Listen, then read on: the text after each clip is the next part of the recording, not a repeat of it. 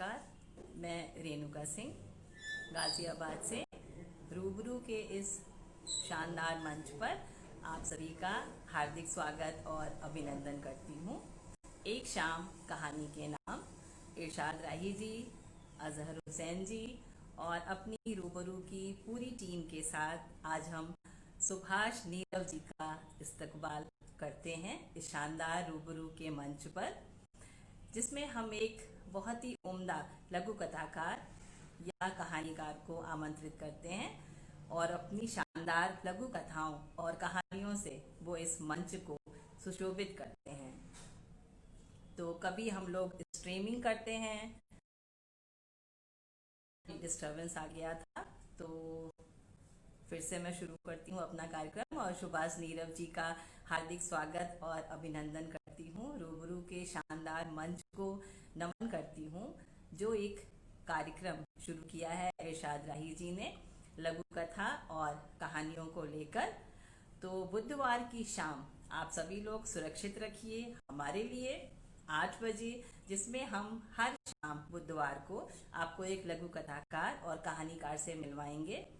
इसमें एक दो बार हमने स्ट्रीमिंग भी की है, जिसमें हमें साक्षात्कार टाइप किया है कहानीकार से अपने, लेकिन आज कुछ पॉसिबल नहीं हो पा रहा है स्ट्रीमिंग करना, तो हम उनसे वैसे रूबरू नहीं होंगे जैसे पहले आते हैं हम आएंगे, उसके बाद सुभाष जी आएंगे, अलग अलग ही दोनों आएंगे।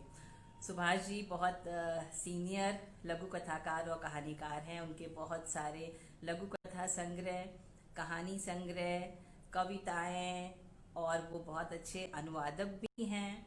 पंजाबी में भी उनकी आती हैं कहानियाँ और लघु कथाएं, और उसके बाद कविताएं लिखते हैं और भारत सरकार से वो रिटायर्ड हैं। तो बहुत सारी उनमें खूबियाँ और विशेषताएं हैं। दिल्ली में रहते हैं। उनका जब लघु कथा संग्रह बारिश की लॉन्चिंग हुई थी तो उस समय मैं भी वहाँ पे थी और इस सुनहरे पल की साक्षी बनने पर मुझे गर्व है। बारिश एक बहुत सुंदर लघु कथा संग्रह है जो दिल्ली में पिछले साल लॉन्च हुआ था। इस बार तो कोरोना की वजह से हम लोग ऐसे किसी कार्यक्रम में शरीक नहीं हो पा रहे हैं, बस ऑनलाइन जितना हो सकता है वो कर लेते हैं, जिससे कि अपने पाठकों से, अपने दर्शकों से, अपने सीनियर जो हमारे लिखने वाले हैं उनसे हम लोग जुड़े रहें, कुछ नया सीखते रहें, आप लोगों को कुछ नया सुनाते रहें और जानकारी हमारी भी बढ़ेगी और आपकी भी बढ़ेगी। तो आज इस शानदार मंच पर सुभाष नीरव जी आज हमारे साथ हैं जो आपको अपनी कहानियां सुनाएंगे, और मुझे इस मंच पर उन्हें आमंत्रित करते हुए बहुत ही गर्व का अनुभव हो रहा है, क्योंकि उन्होंने बहुत सुंदर सुंदर लघु कथाएं और कहानियां, कविताएं सब कुछ लिखी हैं। तो इतने अच्छे अनुभवी एक लेखक को, कहानीकार को इस मंच पर बुलाना हमारे लिए भी एक बहुत गर्व की बात है। तो हम आमंत्रित करते हैं सुभाष नीरव जी को। सुभाष जी, स्वागत है आपका। आइए और हमें अपनी कहानी सुनाती है, लघु कथा। नमस्कार। रूबरू फेसबुक पेज पर मैं सुभाष नीरव हाजिर हूँ।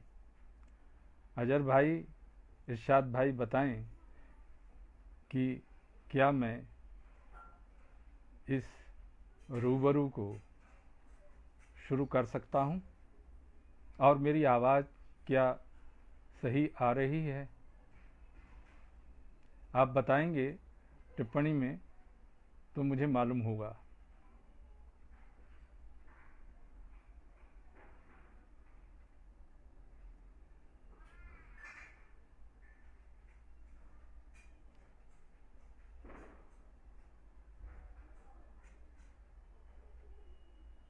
रेणुका जी, क्या आप मुझे सुन पा रही हैं? अजहर भाई, कुछ बताएं। जी, आपका आदेश मिल गया कि मुझे शुरू करना है। ठीक है, आवाज़ भी सही आ रही है, ये खुशी की बात है। और मित्रों, आज रूबरू फेसबुक पेज पर आज की शाम एक कहानी के नाम के अंतर्गत मैं सुभाष नीरव अपनी एक कहानी लेकर उपस्थित हूँ। मैं भाई इरशाद जी, अजहर भाई और रेणुका जी का हृदय से आभारी हूँ कि उन्होंने मुझे अपने इस फेसबुक पेज पर आमंत्रित किया और मुझे इस योग्य समझा कि मैं रूबरू के दर्शकों श्रोताओं से मुखातिब हों। मुझे अच्छा लग रहा है कि आप सब यहाँ मेरी एक कहानी सुनने के लिए उपस्थित हैं। मैं जब तक रेणुका जी आए अपने बारे में थोड़ा सा छोटा सा संक्षिप्त परिचय दे दूं। यूं तो रूबरू के बहुत सारे दर्शक श्रोता मेरे नाम से परिचित हैं, फिर भी मैं एक छोटा सा परिचय देना बेहतर समझता हूँ। मैं हिंदी का लेखक हूँ। हिंदी में कहानियाँ, लोक कथाएँ, कविताएँ, संस्मरण आदि लिखा करता हूँ। कुछ बाल कहानियाँ भी लिखी हैं और मेरी इस लेखन की 40 साला यात्रा में मेरे अब तक 6 कहानी संग्रह, 3 कविता संग्रह, 3 लोककथा संग्रह और 2 बाल कहानी संग्रह प्रकाशित हो चुके हैं। इसी के समानांतर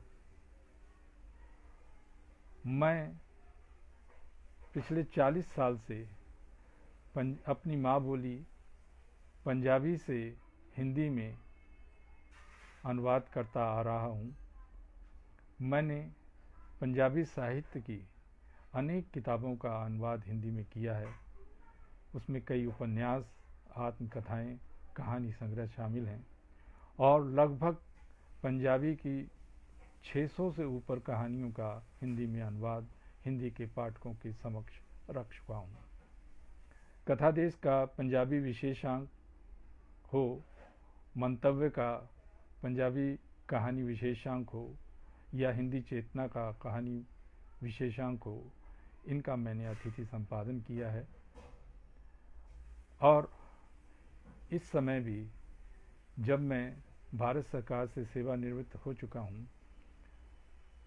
अपने लेखन के साथ साथ अनुवाद के क्षेत्र में काम कर रहा हूँ। मुझे खुशी है कि आज रूबरू में मैं आज की शाम अपनी कहानी के द्वारा आपसे साझा कर रहा हूँ। मुझे लगता है कि मुझे अपनी कहानी प्रारंभ कर देनी चाहिए। इरशाद भाई, आप बताएं कि क्या ये सही समय है मुझे अपनी कहानी प्रारंभ करने का? अजहर भाई, इरशाद भाई या रूबरू से मुझे बताया जाए तो मुझे अच्छा लगेगा कि मैं अपनी कहानी शुरू करूं।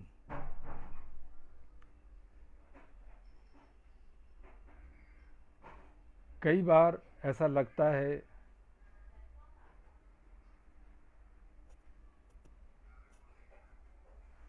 धन्यवाद अजहर हुसैन जी। तो मैं ये कह रहा था कि कई बार हमें ऐसा लगता है कि यह जो 6-7 महीने से हम लॉकडाउन या कोरोना संकट को झेल रहे हैं और अपने घरों में हम बंद भी रहे हैं, लेकिन इस त्रासदी से जूझते हुए हमने अपने अकेलेपन में अपने अंदर की बहुत सी यात्राएं भी की हैं, किताबों से वाबस्ता हुए हैं, साहित्य को खूब पढ़ा है और समझने की कोशिश की है कि आखिर ये जीवन है क्या। आपदाएं आती रहती हैं, आकर चली जाती हैं और हम अपने जीवन को के उतार चढ़ावों से होते हुए फिर से एक नई दुनिया का सपना लेकर आगे बढ़ते हैं। मैं एक अपनी चर्चित कहानी रूबरू के दर्शकों और श्रोताओं से साझा करना चाहता हूँ। वो कहानी थोड़ा सा पंजाबी का टोन लिए हुए है, लेकिन मेरी पसंदीदा कहानी है। वह कहानी आपसे साझा करते हुए मुझे बेहद खुशी हो रही है, क्योंकि इस कहानी को पढ़ करके ही किसी पाठक ने मुझसे कहा था,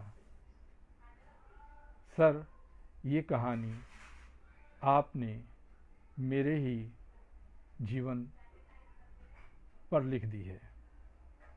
हो सकता है जो घटनाएं इस कहानी में आई हैं वैसी ही घटनाएं बहुत से लोगों के जीवन में घटित हुई हों। एक कलाकार का, एक कहानीकार का यही मंतव्य होता है कि अगर वह कुछ लिखे तो दूसरों को भी लगे कि यह तो उनका ही सच है। बहरहाल मैं अपनी कहानी प्रारंभ कर रहा हूँ, समय न गंवाते हुए। कहानी है आखिरी पड़ाव का दुख। आखिरी पड़ाव का दुख यह कहानी का शीर्षक है और इसी शीर्षक से मेरा एक कहानी संग्रह भी है, जो भावना प्रकाशन दिल्ली से प्रकाशित हुआ। कहानी प्रारंभ करता हूँ। न जाने रात का क्या बजा होगा, आंखों से नींद उड़ी पड़ी है और दिल से चैन। कभी बिस्तर पर उठकर बैठ जाती हूँ, कभी लेट जाती हूँ, कभी वाहे गुरु का पाठ करने लगती हूँ। गुरमीत और हरजीत की कल वाली बातें मेरे कानों में अभी भी गूंज रही हैं। मुझ बूढ़ी का कलेजा चाक हुआ पड़ा है तब से। हाय ओ रब्बा, उम्र के आखिरी दिनों के लिए ये कैसा दुख बचा कर रखा था तुमने। छाती पर अचानक आ पड़े पहाड़ जैसे दुख को तो भरी जवानी में झेल गई थी, जब बच्चों का बापू मेरे सर का साईं एक सड़क हादसे में चल बसा था। पीछे रह गई थी मैं अकेली अपने दो छोटे छोटे बच्चों के संग बेसहारा। शुक्र था कि वह एक कमरा और एक रसोई डालकर सिर छिपाने का इंतजाम कर गया था।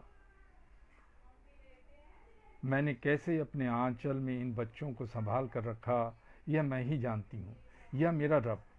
लोगों के घर जाकर बर्तन मांजने पड़े तो मांजे, कपड़े धोने पड़े तो धोए, खेतों में मजदूरी करनी पड़ी तो की, गोबर कूड़ा उठाना पड़ा तो उठाया, पर किसी के आगे हाथ नहीं फैलाया। खुद कम खाकर बच्चों का भरपेट खिलाती रही। मेरे दो बेटे मेरी दो आंखें थीं, दो हाथ थे, दो पैर थे। इनके लिए जो कुछ भी कर सकती थी मैंने किया। इन्हें पढ़ाया लिखाया। मेहर हुई परमात्मा तेरी कि गुरमीत पढ़ लिख कर एक स्कूल में टीचर लग गया और छोटा हरजीत 10वीं पास करके एक एजेंट के जरिए यूके चला गया।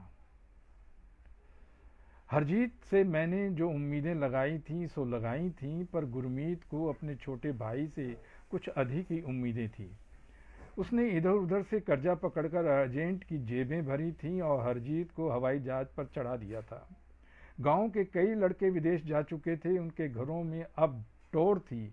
कच्चे मकान कोठियों में बदल गए थे। घर वाले मारुतियों पर में घूमते फिरते थे। पर हरजीत, उसने तो वहां जाकर पीछे की सुध ही नहीं ली। उसने वहीं विवाह करवा लिया। कहता था विलायत में पक्का होने के लिए वहां की लड़की से शादी करना जरूरी था। शुरू शुरू में वह पैसे भेजता रहता था बड़े भाई गुरमीत को, फिर उसने पैसे भेजने बंद कर दिए। गुरमीत के खतों का भी जवाब नहीं दिया उसने।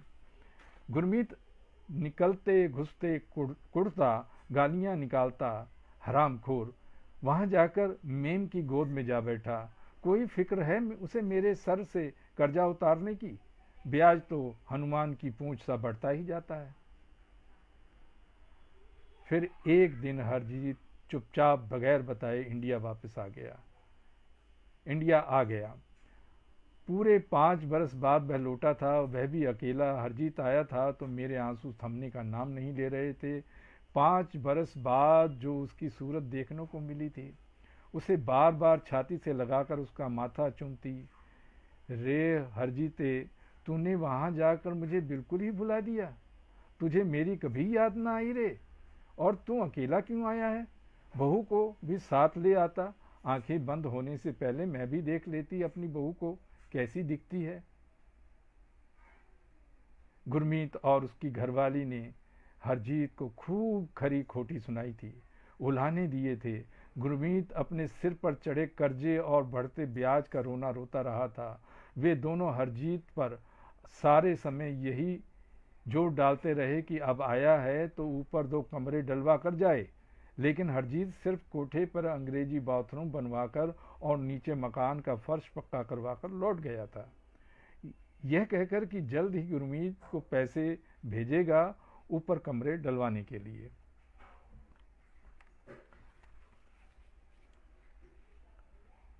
उन दिनों जितने दिन हरजीत रहा, मेरी पूछताछ होती रही। उसके लौट जाने के बाद फिर पहले जैसा हाल हो गया था। जब तक हाथ पैर चलते थे मैं टिक कर नहीं बैठती थी।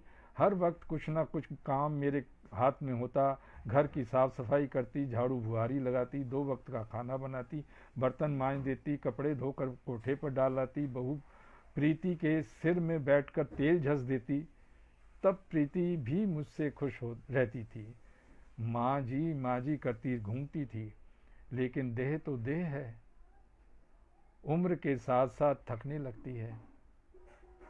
हारी बीमारियां इस पर हमला करने लगती हैं। मेरी देह ने भी धीरे धीरे मेरा साथ देना बंद कर दिया। घुटनों में दर्द रहने लगा, देह बिस्तर मांगने लगी। मैं इस छोटे से कमरे में सिमट कर रह गई। वैसे कमरा क्या है, एक छोटा सा स्टोर है जिसमें एक पुरानी चारपाई पर मेरा बिस्तर लगा है। बिस्तर के सिराने की ओर थोड़ी सी जगह है जहां लकड़ी के एक टूटे हुए मेज को ईंटों के सहारे खड़ा करके उस पर छोटा मोटा सामान रखा हुआ है। मेरी दवाइयों की शीशियां हैं, एक पुराना कांच की चिमनी वाला लैंप है, एक छोटी सी संदूकची है जिसमें मेरे कपड़े हैं, और इसी पर एक तरफ बच्चों के बापू का फोटो रखा है। बाईं दीवार से सटी हुई है मेरी चारपाई और उसके ऊपर है पीली रोशनी फेंकता बल्ब। दाईं तरफ थोड़ी सी जगह आने जाने के लिए बची हुई है। इसी और सिरहाने की तरफ एक स्टूल पर पानी का जग, एक गिलास, एक चम्मच और एक कटोरी रखी है।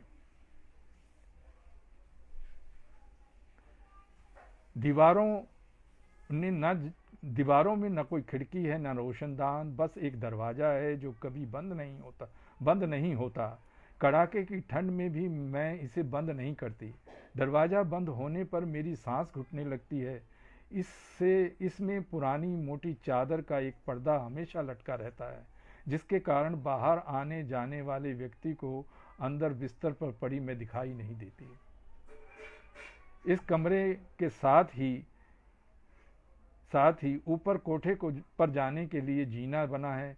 जीने के नीचे छोटा सा शौच गुसलखाना है और पानी की एक टूटी लगी है। इसे अब मैं ही इस्तेमाल करती हूँ। घर के बाकी सदस्यों के लिए कोठे पर अंग्रेजी स्टाइल में बड़ा सा बाथरूम है।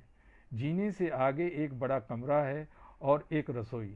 गुरमीत, उसकी पत्नी और दोनों बच्चे इसी में रहते हैं। घर में घुसते निकलते हर आदमी को मेरे कमरे के आगे से होकर गुजरना पड़ता है।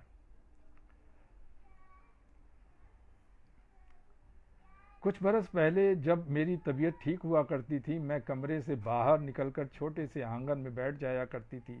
कभी घर से बाहर निकलकर गली में भी चली जाती थी। पर जब से बिस्तर पर पड़ी हूँ और घुटनों में दर्द रहने लगा है, बिस्तर नहीं मुझे नहीं छोड़ता और मैं बिस्तर को नहीं छोड़ती। बस तभी उठती हूँ जब मुझे हल्का होना होता है। अपने बिस्तर पर पड़ी छत को निहारती रहती हूँ या फिर दीवारों को, या फिर वाहे गुरु का जाप करती रहती हूँ। पहले मैं अक्सर अपने आप से बातें किया करती थी, या कह लो दीवारों के संग बातें किया करती थी। सुना है दीवारों के भी कान होते हैं, वे सुन सकती हैं, पर दीवारों के मुंह नहीं होते, वे बातें नहीं करती।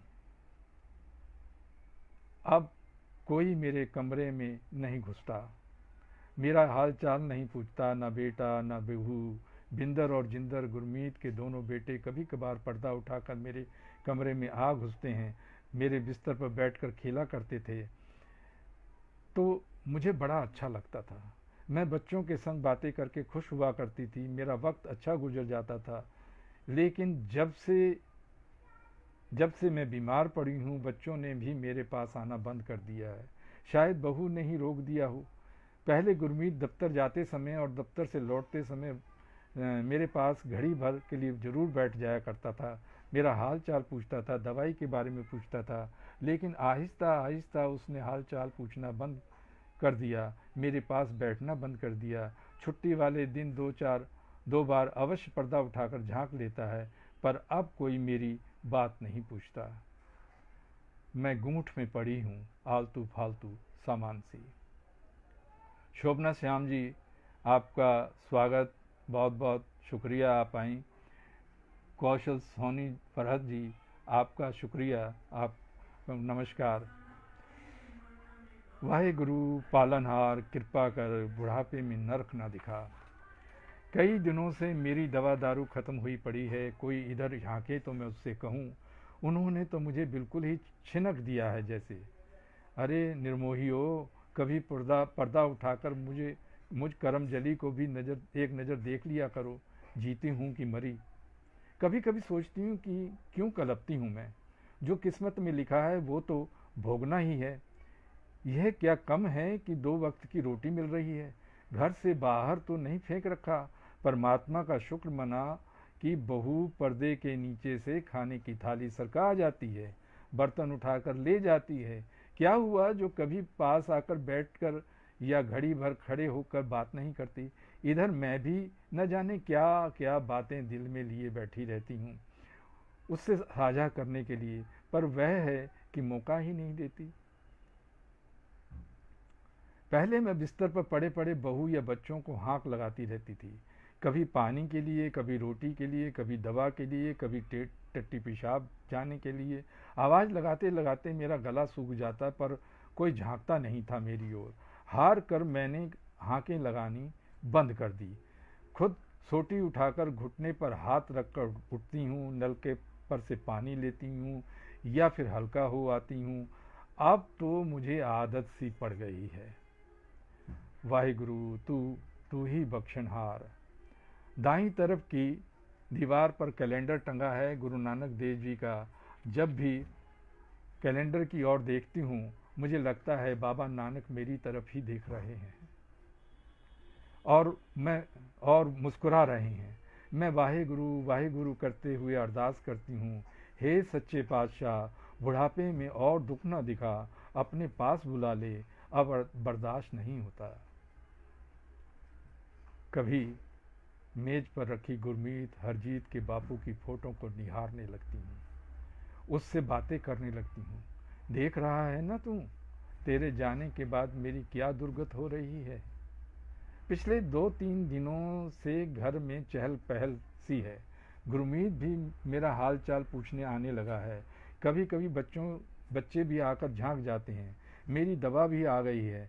मैं हैरान हूँ, फिर पता चलता है कि हरजीत इंग्लैंड से आ रहा है, बहू और बच्चों के संग 15 दिन के लिए। यह खबर सुनकर मैं खुश हो जाती हूँ। चलो, रब ने मेरी आंखें बंद होने से पहले हरजीत और उसके बच्चों को देखने का सुख तो बख्शा। हरजीत आया तो घर में रौनक सी हो गई। हरजीत की पत्नी पूरी मेम है। उसके बच्चे बहुत सुंदर हैं, गोल मटोल, गोरे चिट्टे। वे भी गुरमीत के बच्चों के संग पर्दा उठा उठा कर मेरे कमरे में जब तब झांकते रहते हैं।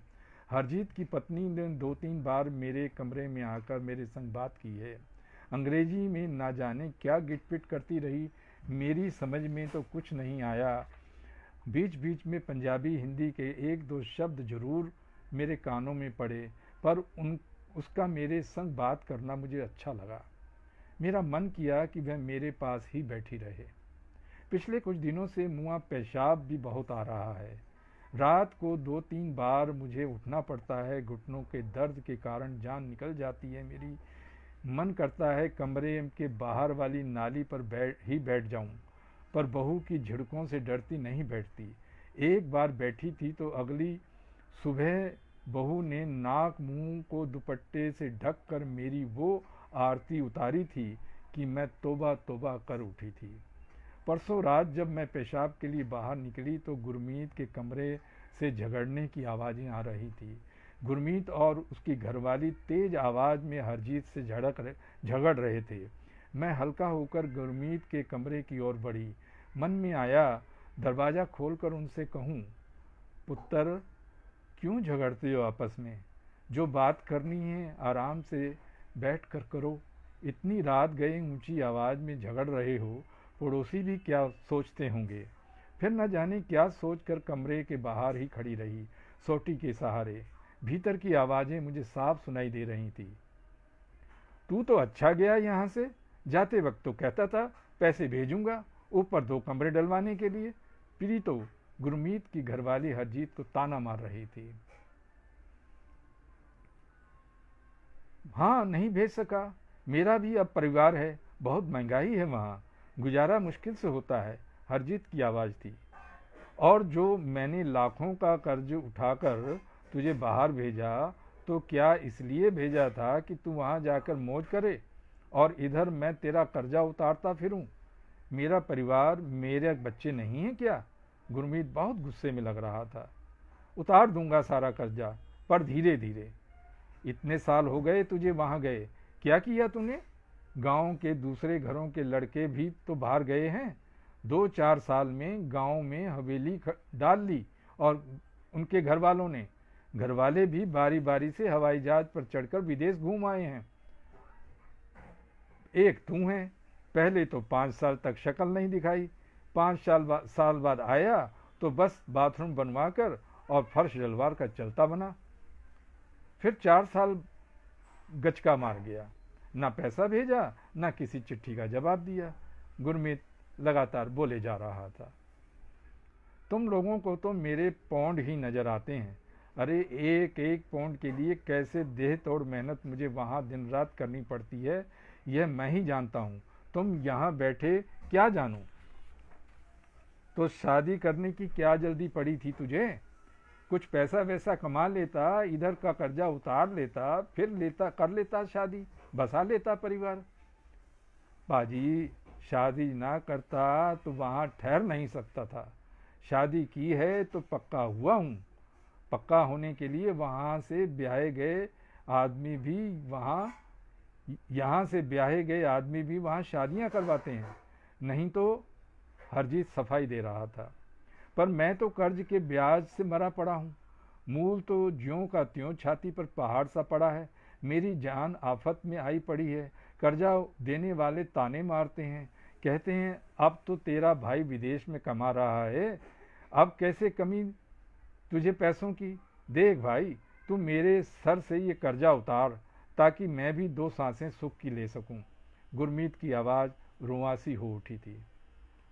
हिसाब से देखो तो इस मकान में मेरा भी हिस्सा है। समझ लो मैंने वह छोड़ दिया। हरजीत का स्वर भी तेज हो उठा। उषा भदौरिया जी, नमस्कार, स्वागत आपका। ज्योति श्रीवास्तव जी, आपका भी बहुत बहुत स्वागत, शुक्रिया आपका, नमस्कार। ओए हिस्सा तू कल लेता हो, आज ले ले। गुरमीत की आवाज़ तेज हो उठी। चला है हिस्सा मांगने। अरे मैं कर्जा उठाकर तुझे ना भेजता तो देखता कैसे जाता तू बाहर। मैं यहाँ जो इतने सालों से माँ को रखे हूँ उस पर तेरा भी कोई फर्ज बनता है। ले जा उसे अपने संग और मेरा कर्जा उतार दे, बस, और कुछ नहीं चाहिए मुझे। माँ को मैं कैसे ले जा सकता हूँ? हरजीत का स्वर धीमा हो आया था। माँ वहाँ नहीं जा रह पाएगी, वो यहीं ठीक है। मैं उसकी देखभाल के पैसे भेज दिया करूँगा। हूँ, पैसे भेज दूंगा? यह तूने अच्छी कही। अरे कर्जे के पैसे तो उतारे नहीं जा रहे तेरे से, माँ की देखभाल के लिए तू पैसे भेजेगा? गुरमीत जैसे अंदर से भरा बैठा था। मेरे से और अधिक वहाँ खड़ा होना कठिन हो गया, तो मैं चुपचाप आकर अपने बिस्तर पर लेट गई। रात देर गए तक दोनों भाइयों के लड़ने की आवाज़ें आती रही थी। कल दोपहर हरजीत मेरे पास काफ़ी देर तक बैठकर बातें करता रहा। हरजीत ने जो कुछ मुझसे कहा वह सुनकर मेरी तो ऊपर की सांस ऊपर और नीचे की नीचे रह गई। हाय रब्बा, यह मैं क्या सुन रही हूँ? यह सुनने के से पहले मैं मर क्यों नहीं गई? वाहिगुरु, तू ये कैसा बदला ले रहा है मुझसे? जिन बच्चों के लिए मैंने अपनी जिंदगी गला दी, उफ तक नहीं की, वही यह सब सोचे बैठे हैं। रेणुका जी नमस्कार। मेरी समझ में कुछ नहीं आ रहा था। मेरा तो कलेजा चाक हुआ पड़ा था। आंखों से आंसू झरझर बह रहे थे। दुख देने अपनी माँ को ही बोझ समझने लगे हैं। मेरे मुंह से आवाज़ नहीं निकल रही थी। मैं अंदर ही अंदर गिड़गिड़ा रही थी। पुत्र, मैं तुम्हें कुछ नहीं कहती। जब तक 2 सांसें बची हुई हैं, मुझे इसी कमरे में अपने पास रहने दो। मुझ बूढ़ी को इस आखिरी वक्त में क्यों अपनी आंखों से ओझल करते हो? मुझे कुछ नहीं चाहिए, मुझे बस यहीं रहने दो। परमात्मा के वास्ते, वाहेगुरु तुम्हारी और तुम्हारे बच्चों को लंबी उम्र दे। हे सच्चे पातशाह, इस आखिरी वक्त में ये नरक ना दिखा। मैं मन ही मन अरदास करती हूँ। बिस्तर पर पड़ी पड़ी मैं करवटें बदल रही हूँ। निगोड़ी नींद को क्या हो गया है, जाने क्यों रूठी बैठी है। वह भी क्या करे, जब दिल में हाहाकार मचा हो तो वह कैसे पास फटक सकती है। मेरे पेट जाए ये गुरमीत और हरजीत इतने निर्मोही कैसे हो गए। उम्र के इस आखिरी पड़ाव में यह दुख भी देखने को मिलेगा, मैंने ख्वाब में भी नहीं सोचा था। मेरी आंखों के आगे गुरमीत और हरजीत के बचपन के दिन आ खड़े होते हैं। उनके बचपन की एक घटना स्मरण हो आती है। गुरमीत और हरजीत दोनों ने नंबरदारों के लड़के को पीट दिया था। नंबरदारनी उलाहना ले आई थी मेरे पास। वह उछल उछल कर पड़ रही थी। कहती थी, तेरे बेटों की हिम्मत कैसे हुई हमारे लड़के को हाथ लगाने की? अगर फिर कभी हाथ लगाया तो इनके हाथ पैर तोड़ देंगे।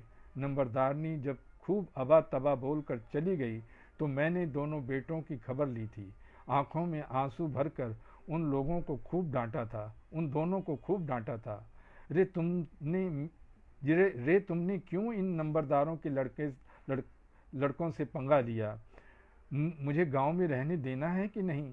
इस पर गुरमीत ने कहा था, माँ, कोई मुझे कुछ कह ले, बापू को कुछ कह ले, पर तुझे कोई कुछ कहे यह मैं बर्दाश्त नहीं कर सकता, चाहे वो नंबरदारनी का बेटा ही क्यों ना हो। हरजीत भी आगे से बोला था, माँ, वो हमें माँ की गाली देता था, हम चुप कैसे रहते? तुझे कोई गाली निकाले, हम उसका मुंह तोड़ देंगे। अपने बेटों की बात सुनकर मेरी छाती चौड़ी हो गई थी।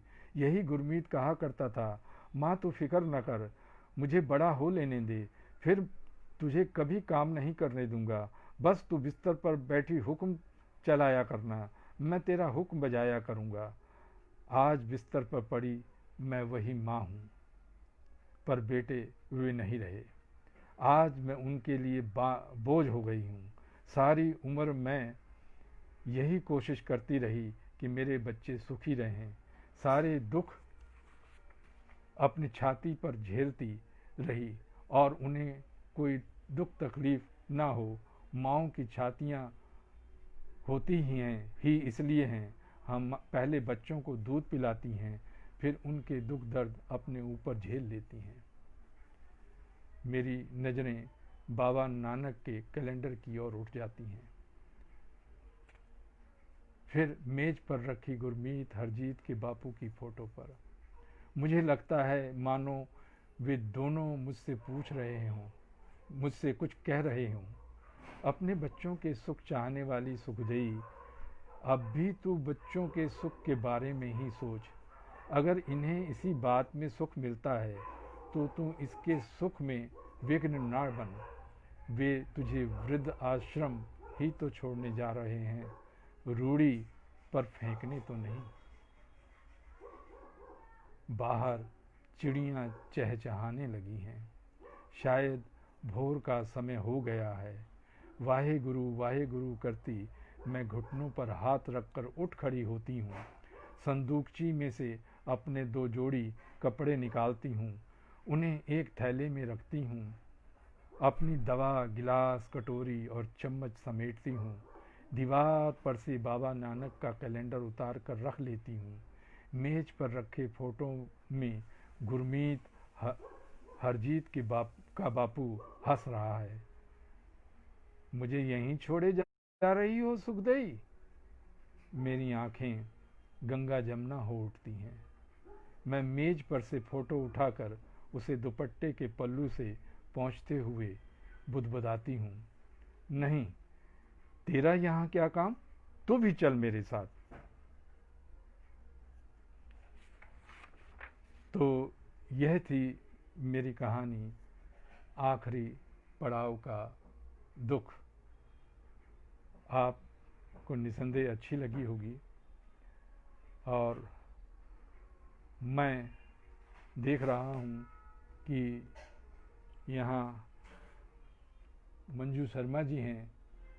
बहुत बहुत धन्यवाद आपका, आप आए। मंजू जी नमस्कार आपको। और मित्रों, एक कहानीकार, एक कथाकार, एक लेखक के लिए इससे बड़ा सुख कोई नहीं हो सकता कि वह अपनी कहानी पाठकों से साझा करे और वह कहानी पाठकों को स्पर्श करे और पाठक उस कहानी की प्रशंसा करें। इस कहानी के छपने के बाद जब ये समकालीन भारतीय साहित्य में छपी थी, अनेकों फ़ोन आए, अनेकों खत आए, और मुझे लगा कि मैंने ये कहानी शायद कहीं उन बिंदुओं को छू सकने की कोशिश भर की है जो मैंने अपने आसपास देखे, और महसूस किया कि मुझे इन वृद्ध लोगों की संवेदना या उनके दर्द को अपनी कहानियों में उतारना चाहिए। तो जैसी भी ये कहानी थी आपके समक्ष है। मैं एक बार फिर रूबरू टीम का, इरशाद भाई का, अजहर जी का, रेणुका सिंह जी का दिल से आभारी हूँ, हृदय से आभारी हूँ कि उन्होंने मुझे ये अवसर दिया कि मैं रूबरू के श्रोताओं, दर्शकों के सामने आकर अपनी कहानी का पाठ कर सकूं। अब समय हो गया है।